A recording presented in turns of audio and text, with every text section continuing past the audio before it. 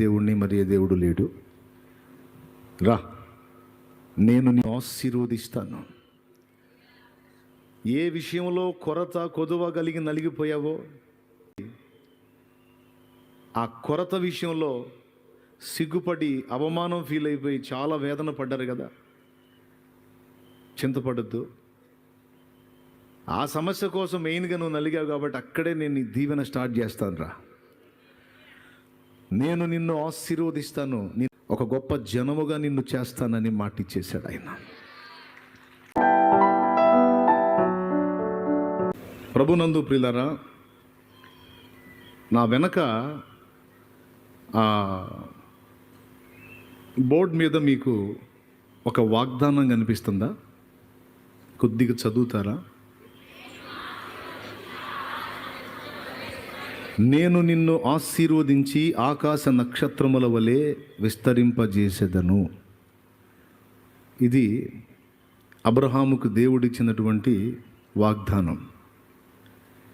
ఇప్పుడు మనం చదివిన మాటల్లో కూడా నిన్ను అనేక జనములకు తండ్రినిగా నియమించి తిని. వాస్తవానికి అప్పుడు అబ్రహాముకి ఒక్క కొడుకు కూడా లేడు, అసలు సంతానమే లేదు.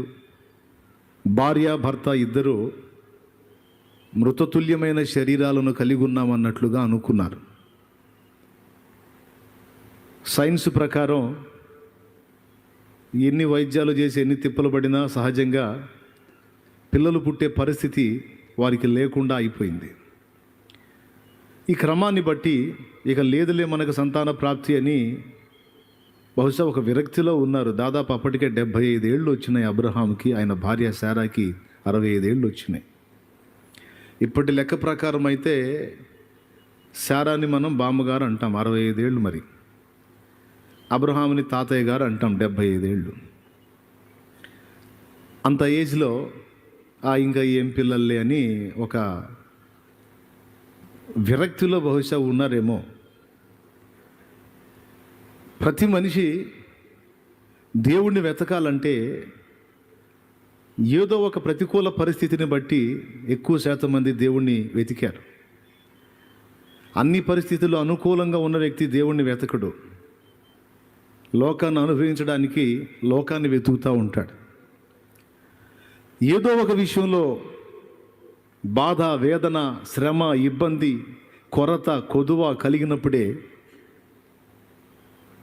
మనుషుల దగ్గర నుంచి ఏ సహాయం అందనప్పుడే, మనుషులు మేమేం చేయలేమని చేతులు ఎత్తేసినప్పుడే దేవుణ్ణి వెతుకుతాడు.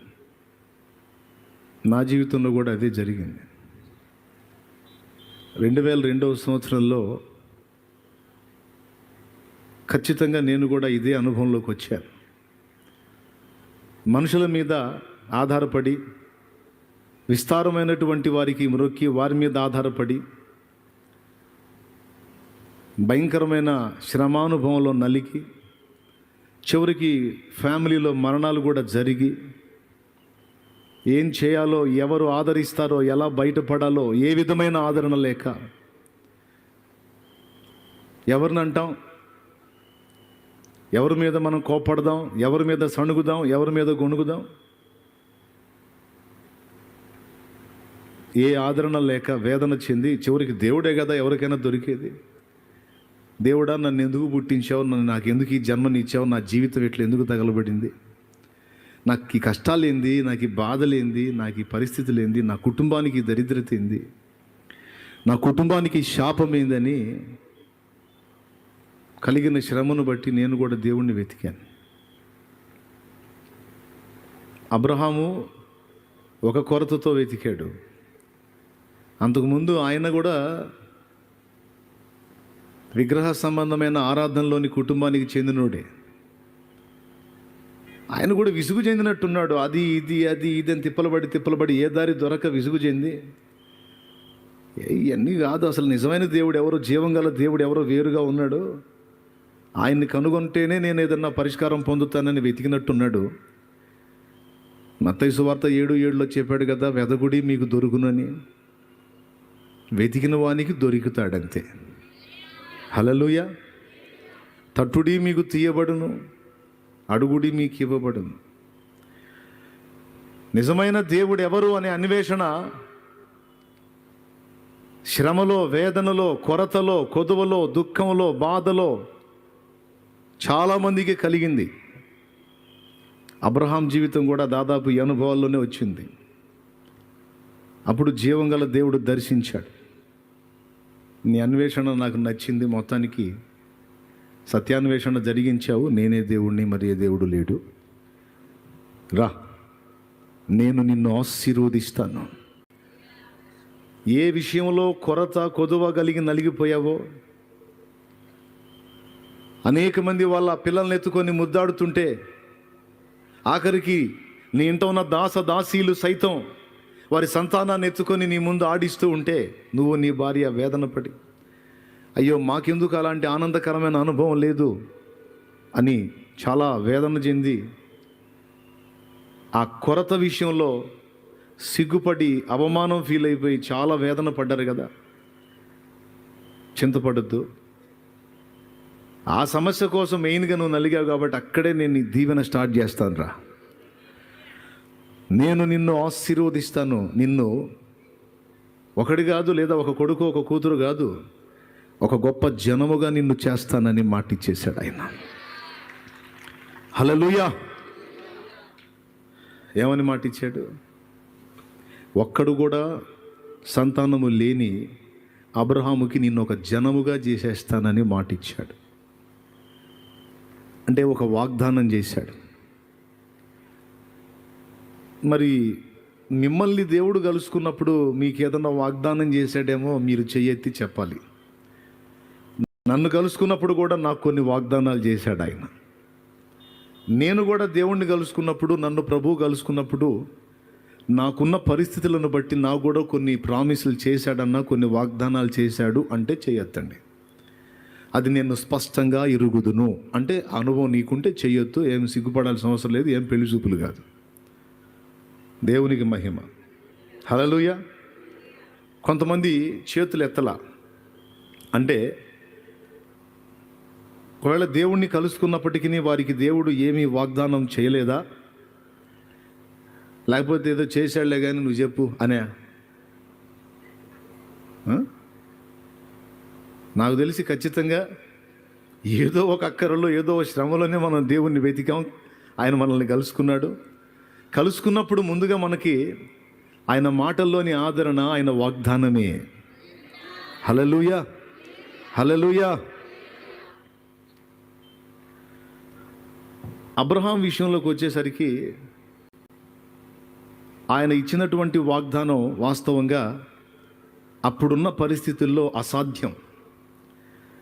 ఆ దేవుడేదో మాట్లాడాడులే, ఆయన ఇచ్చిన మాట ప్రకారం నాకు సంతానాన్ని ఇస్తాడు అని నమ్మటానికి, నిరీక్షించడానికి, ఎదురు చూడటానికి ఆధారము లేని పరిస్థితులు అవి.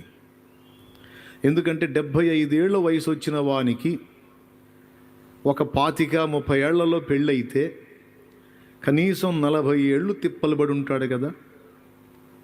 అవునా కాదా? అవునంటే నోరు తెరిచి అవునానండి, డౌట్ లేదుగా. 40 ఏళ్ళు తిప్పలు పడి ఉంటాడు. బహుశా ఆరాధనలు చేసి ఉంటాడు, కనపడ్డదాన్నల్లా సేవించి ఉంటాడు. ఏది? ఆ సమస్య పరిష్కారం అయిద్దని. తన పితరుల మార్గంలో నడిచి ఎన్నో తిప్పలు పడి వారు సేవించిన వాటిని ఎన్నిటిని ఆరాధించాడో, ఎన్ని వైద్యాలు పొందాడో, ఎంతమంది ఎన్ని సలహాలు చెప్పారో. అబ్రహాం గారు లేదండి, అబ్రహాము కాదు, అబ్రాము అవకాశం లేదండి, నీ భార్య పరిస్థితి బాగలేదండి, మీ పరిస్థితి బాగలేదండి, పిల్లలు పుట్టే ఛాన్స్ లేదండి అని ఇదేదో సంతానం గొడవ అనుకోవాకండి. ఇక్కడ కూర్చున్న వాళ్ళల్లో ఎవరెవరికి ఏ రకాల సమస్యలు ఉన్నాయో ఆ సమస్యల్ని వదిలించుకోవడానికి నువ్వెన్ని తిప్పలు పడ్డావో, ఎన్ని ఆరాధనలు చేశావో, ఎన్నిటికి మొక్కావో, ఎన్ని బాధలు పడ్డావో, నియమనిష్టలతో ఎంత భక్తి చేశావో, ఎంతమంది ఎన్ని రకాల సలహాలు చెప్పారో. అబ్బో ఇది సాధ్యం కాదు, ఇది చాలా కష్టం అని, ఇది అట్లా, ఇది ఇట్లా, నువ్వు బయటపడే ఛాన్స్ లేదు, నీ పని అయిపోయింది, ఎవరెవరు ఎన్ని రకాలుగా నీతో మాట్లాడారో. నీ బాధలు నీకున్నాయి. అబ్రహాం అనేవానికి ఆయనకున్న సమస్యలు అయ్యి. ఏం సమస్య అంటే మెయిన్ ఒక అవమానకరమైన పరిస్థితి. పాపం శారమ్మ వెళ్ళి ఎవరు బిడ్డనన్న పట్టుకుంటే ఆ గొడ్రాళ్ళు పట్టుకుంది, నా బిడ్డకి ఏమన్నా అయింది? గొడ్రాళ్ళకి శుభకార్యాలకు ఆహ్వానం ఉండదు. ఏదన్నా ఒక పని మొదలు పెట్టేటప్పుడు సంతానవతి చేత ప్రారంభింపజేస్తారు కానీ గొడ్రాల చేత చేయరు. కాబట్టి అదొక అవమానకరమైన జీవితం. వాళ్ళకి ఆ ఒక్కటే సమస్య. ఇక నీ సంగతి ఏంటంటే, నాకు బోల్డన్ని ఉన్నాయి, నాకున్న బాధలు నాకున్నాయి. అయితే ఆ ఒక్క సమస్య విషయంలో అబ్రహాం పరిస్థితి ఏంటంటే, నిరీక్షించడానికి ఆధారం లేనటువంటి పరిస్థితి. ఎట్లనన్నా బయటపడతాం, ఈ కార్యం జరిగిద్దని ఎదురు చూడటానికి అవకాశం లేని పరిస్థితి. అలాంటి పరిస్థితుల్లో దేవుడు చెప్పిన వాగ్దానాన్ని, దేవుడిచ్చిన ప్రామిస్ని అవిశ్వాసము చేత సందేహింపక విశ్వాసం ఉంచాడు అని వాక్యం సెలవిచ్చింది. ప్రియులారా, వాగ్దానం, దేవుని దగ్గర నుండి మనిషికి వచ్చిన వాగ్దానాలు రెండు రకాలు. జాగ్రత్తగా వినండి. దేవుని దగ్గర నుండి మనిషికి వచ్చిన వాగ్దానాలు రెండు రకాలు. ఒకటి సార్వత్రికంగా అందరికీ వర్తించేటువంటి వాగ్దానాలు, రెండు వ్యక్తిగతంగా మనకి దేవుడిచ్చే వాగ్దానాలు. సార్వత్రికంగా అందరికీ ఇచ్చేటువంటి వాగ్దానాలు ఏంటంటే, నా యందు విశ్వాసముంచు వానికి జన్మకర్మ పాపములు కడిగి వేసి,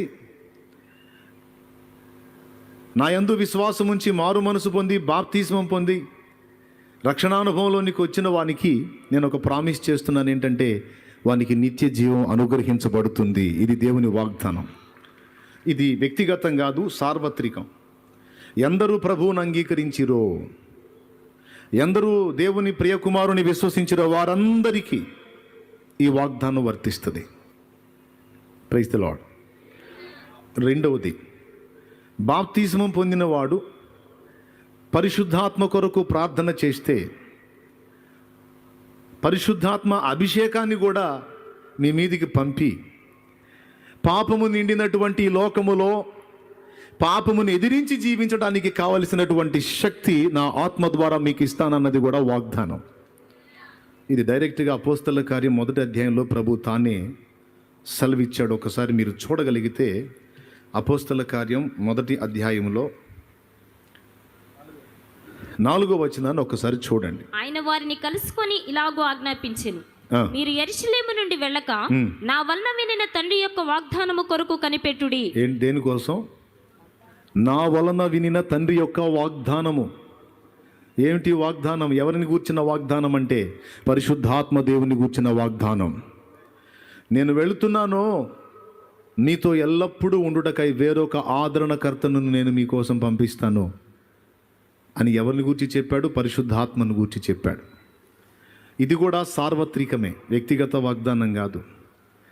విశ్వసించిన వారికల్లా రక్షణ ఎలాగో, నమ్మి పాపక్షమాపణ నిమిత్తమై మారు మనసు పొంది బాప్తిస్మం పొందిన వానికల్లా నిత్య జీవము ఎలాగా అందరికీ సంబంధించిన వాగ్దానమో, అలాగే రక్షణానుభవంలోనికి వచ్చిన వాడు పరిశుద్ధాత్మను పొందటానికి ప్రార్థన చేసి ఆయన వాగ్దానం చేసిన దాన్ని గురించి విజ్ఞాపన చేస్తే, ప్రత్యేకంగా ఆయన తన పరిశుద్ధాత్మను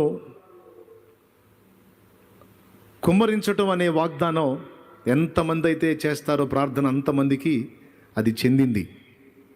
అది ఎవరో, నేను షాలేం రాజుకు మాత్రమే పరిశుద్ధాత్మ అభిషేకాన్ని ఇస్తాను, ఇంకెవరు చేసినా నేను ఏమనేదేం కాదు. Praise the Lord. Hallelujah. Right. ఆయన నామాన్ని బట్టి సువార్త ప్రకటించిన వారికి, శ్రమలను సహించిన వారికి కిరీటము, సింహాసనము సార్వత్రికమే, వ్యక్తిగతం కాదు. అది అందరికీ. ఆయన నామాన్ని ప్రకటించి ఆయన నామము నిమిత్తము శ్రమ నొంది ప్రయాసపడే వారికి కిరీటం, సింహాసనం, పరలోక ప్రభుత్వంలో నిత్యాధికారం, ఇది కూడా వాగ్దానమే. నేను చెప్పింది కాదు. ప్రకటన గ్రంథం 3వ అధ్యాయం ఒక్కసారి తీసుకోండి బైబిల్లోంచి.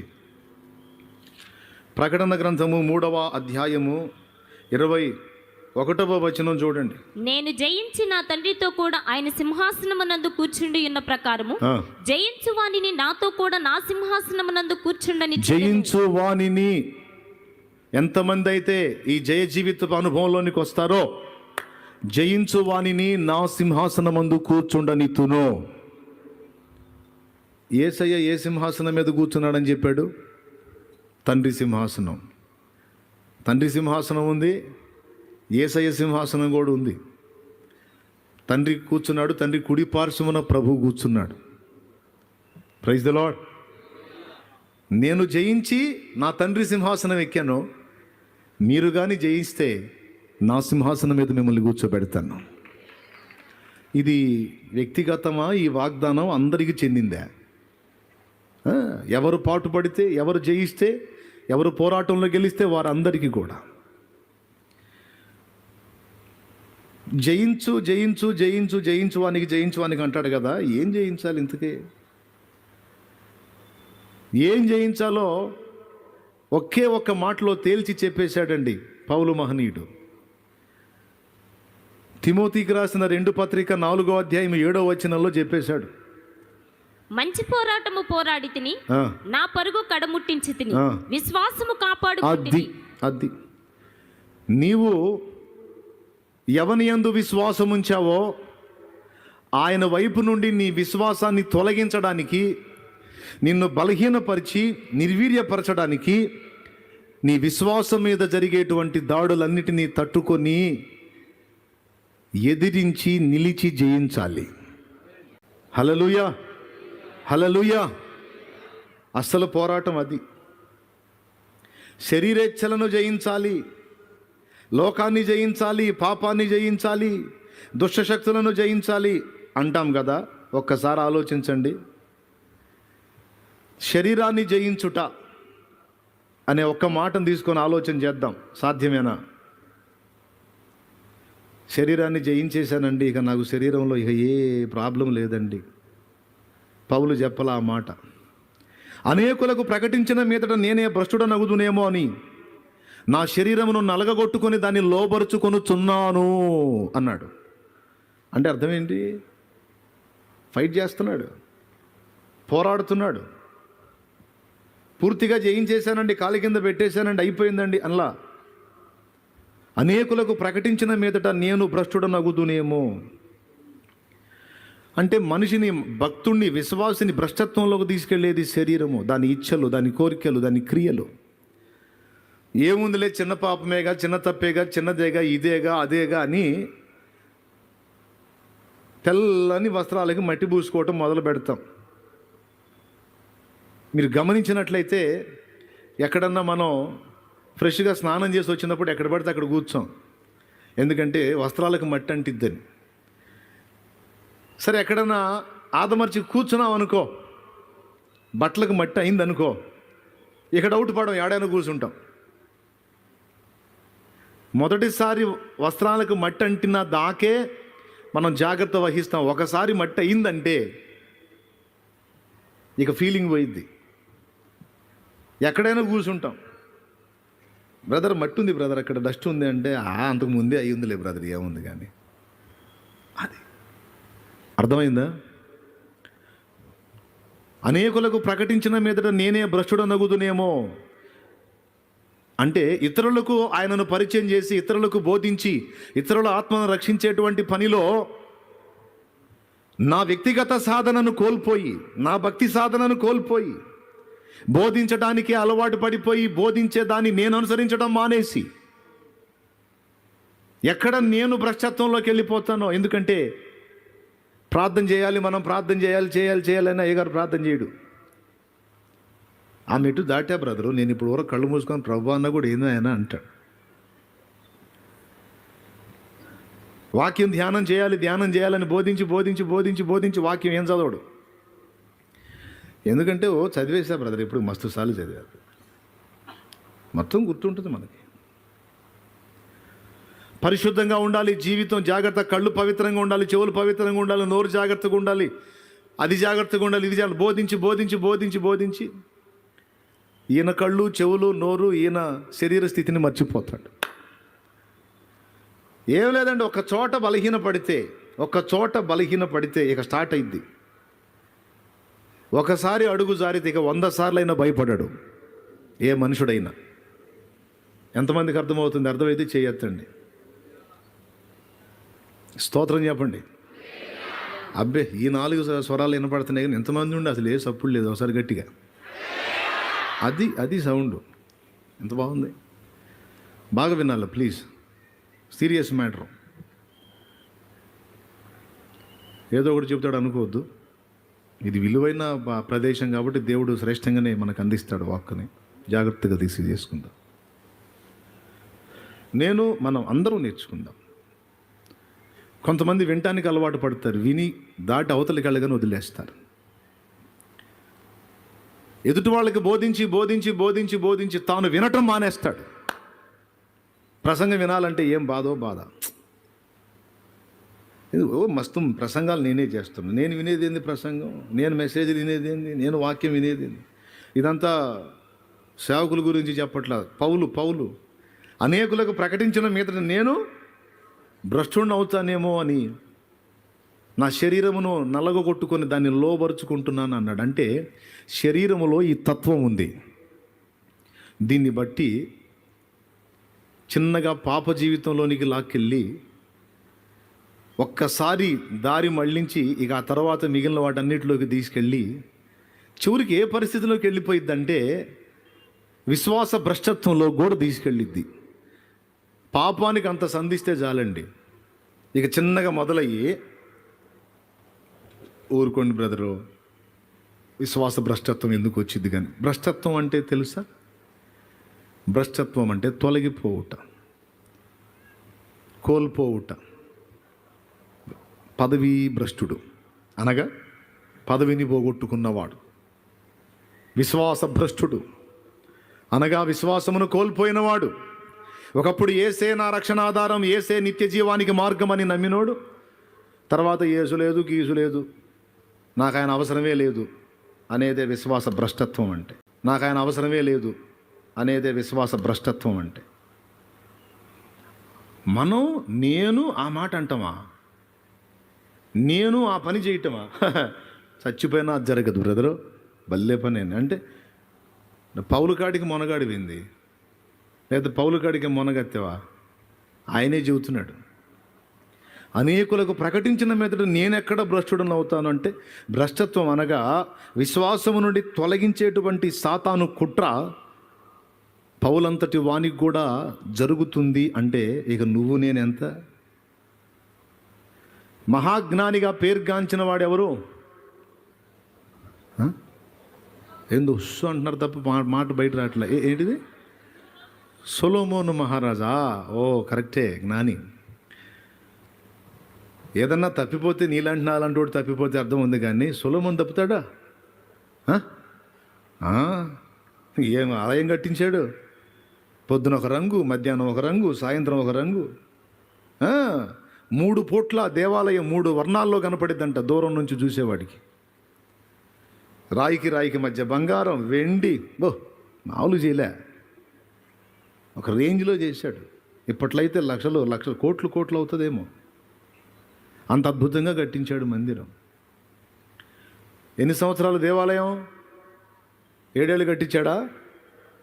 7 ఏళ్ళ? ఆయన నగరం 13 ఏళ్ళు. దేవునికి స్తోత్రం.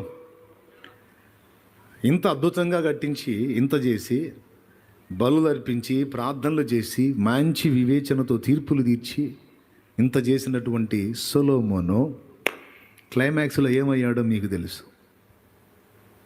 ఏమయ్యాడు? అవునా? దారి మళ్ళలా